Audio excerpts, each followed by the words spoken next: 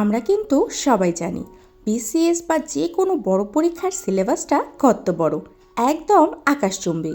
তবে সমস্যা সেটা না, আসল সমস্যা হচ্ছে আমরা পড়ার টেবিলে ঠিকই বসি, কিন্তু 10-15 মিনিট পরে আমাদের অটোমেটিক্যালি হাতটা চলে যায় মোবাইল ফোনের দিকে, অথবা দুনিয়ার সমস্ত চিন্তাভাবনা আমাদের মাথাতেই ঘুরতে থাকে। কোনো রকম 1 ঘন্টা পড়লেই মনে হয় শরীর মন কোনোটাই আর চলছে না। সব থেকে বড় যে ভুলটা আমরা করি সেটা হচ্ছে আমরা ভাবি এক বসাতেই 5 থেকে 6 ঘন্টা পড়ে ফেলবো, বাট আমরা এটা ভুলেই যাই যে আমাদের ব্রেন কোনো রোবট না। আমাদের ব্রেন একসাথে এত কিছু ক্যাচ করতে পারে না।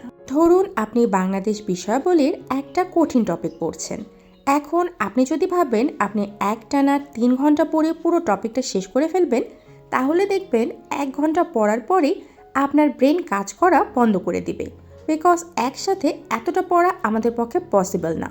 তো আমি কি করি, আমি 30 থেকে 40 মিনিটের মতো পড়ি অ্যান্ড এরপরে ছোট্ট একটা ব্রেক রাখি, অ্যান্ড এই ব্রেকের মধ্যে আমি একটু চা বানাই অথবা হাঁটাহাঁটি করি, অ্যান্ড তারপরে কিন্তু পড়াটা আমার ভালোই হয়। 2000 years later. সো গাইস, এটা হচ্ছে আমার সেই ব্রেক টাইম।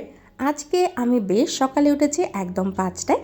তো আজকের ওয়েদারটা এত সুন্দর, আমি ভাবলাম বাইরে একটু হাঁটাহাঁটি করি। সকালের ফ্রেশ ওয়েদারে বাইরে হাঁটাহাঁটি করলে শরীর মন সব কিছুই ভালো হয়ে যায়, অ্যান্ড ট্রাস্ট মি, এরপরে কিন্তু পড়তে আরও বেশি ভালো লাগে। তো আমার ফার্স্ট স্টাডি স্লটটা ডান, তো আমি এখন যাব ব্রেকফাস্ট করব। অ্যান্ড ইয়া, সকালে আজকে একটু বৃষ্টি হয়েছে, তো আম্মু একদম গরম গরম খিচুড়ি রান্না করেছে, অ্যান্ড আই জাস্ট লাভ ইট। তারপর একটু চা খেলাম অ্যান্ড ফাইনালি চলে আসলাম পড়ার টেবিলে। এখন আমি আমার ম্যাথের বাকি অংশটা করব। অ্যান্ড গাইস, ম্যাথ আমার এমনিতেই ভয় লাগে, তার মধ্যে জ্যামিতি অংশটা আমি সবসময় ট্রাই করি অ্যাভয়েড করার। এটার মধ্যে আমার কোনো ইন্টারেস্ট নেই, সো এইটা আমার আরও বেশি ভয় লাগে। তবে আজকে ভেবেছি আজকে এটা আমি করব, কারণ গতকালকে এটা ক্লাস করেছি, অ্যান্ড গতকালকের ক্লাসে যতটুকু পড়ানো হয়েছে সেটাই আমি আজকে প্র্যাকটিস করে দেখছি। আদারওয়াইজ পরে আমি আবার সব ভুলে যাব, আবার আমাকে লেকচারটা অ্যাটেন্ড করতে হবে। So that's why. অ্যান্ড একটা বিষয় কি জানেন, আমি যেসব টপিকগুলো ভয় পাই সেগুলো আমি অ্যাভয়েড করে চলি, অ্যান্ড দ্যাটস ওয়াই আমার সেই প্রবলেমগুলো সলভই হয় না। 2000 years later. টানা পড়তে না পারার আরেকটা কারণ কি জানেন, সেটা হচ্ছে বোরিংনেস। স্পেশালি যখন আমরা মুখস্থ টাইপের কিছু পড়ি, অটোমেটিক্যালি ঘুম চলে আসে। সাপোজ আমরা যখন ম্যাথ করি বা গ্রামার প্র্যাকটিস করি, তখন কিন্তু আমাদের ফুল কনসেন্ট্রেশন সেটার উপরেই থাকে। বাট যখন আমরা বাংলা সাহিত্য পড়ি বা আন্তর্জাতিক বিষয়াবলীর কোনো টপিক, যেমন যুদ্ধ বা স্নায়ুযুদ্ধ, তখন কিন্তু আমাদের কনসেন্ট্রেশনটা ফুললি সেখানে থাকে না, অ্যান্ড একটা বোরিংনেস চলে আসে, ঘুম পায়, আরও কত কিছু। তো এই টপিকগুলো আমি এমনভাবে পড়ি যেন আমি কাউকে এই বিষয়গুলো এক্সপ্লেন করছি, যেমন প্রথম বিশ্বযুদ্ধের সময় কি হয়েছিল বা কী কী চুক্তি এই সময় স্বাক্ষরিত হয়েছে, এই সব কিছু আমি কাউকে এক্সপ্লেন করছি, এমনভাবে পড়ি। এতে করে কি হয়, পড়াটা অনেকটাই ইন্টারেস্টিং লাগে অ্যান্ড বোরিংনেস আসে না। তো এইভাবে যে পড়াগুলো পড়া হয়, সেখানে ইনফরমেশনগুলোও কিন্তু মাথায় অনেক ভালো মতো গেঁথে যায়। আমার ক্ষেত্রে এই জিনিসটা হয়, অনেক হেল্পফুল হয়। সো দ্যাটস ওয়াই আপনাদের সাথে শেয়ার করলাম, আপনারাও এইভাবে ট্রাই করে দেখতে পারেন। আই হোপ হেল্পফুল হবে। তবে আপনি যতই টেকনিক ইউজ করুন না কেন, আপনার সব থেকে বড় ওয়েপন হচ্ছে আপনার ইচ্ছা শক্তি। আপনি কেন পড়ছেন বা আপনার কেন পড়তে হবে, সেই জিনিসটা জানাটা খুব দরকার। আপনার যখন নিজের ইচ্ছা শক্তি থাকবে, তখন দেখবেন আপনি সব কিছুকে ইজিলি ক্রস করে যেতে পারবেন।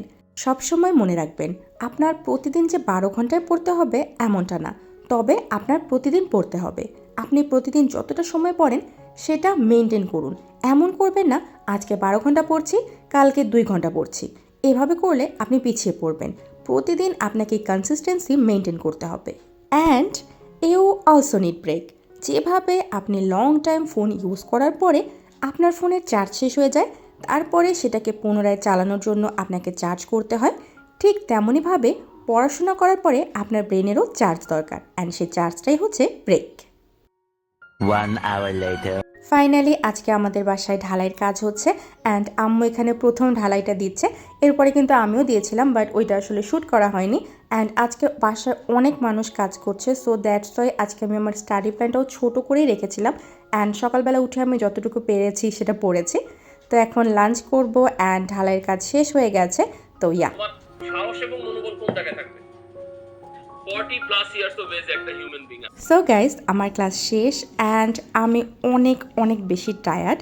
আজকে বাসায় ঢালাইয়ের কাজ ছিল, তো ওইখানে আমাদের কিছু করতে না হলেও সব কিছু দেখাশোনা সব কিছু করে আমি টোটালি এক্সস্ট হয়ে গিয়েছিলাম। তারপরে আবার ক্লাস করা, তো সব মিলে আমার অবস্থা খুবই খারাপ অ্যান্ড আর পসিবল না আজকে শ্যুট করা। তো আজকের ব্লগটা আমি এখানেই শেষ করছি। সবাই ভালো থাকবেন, সুস্থ থাকবেন। আল্লাহ হাফেজ।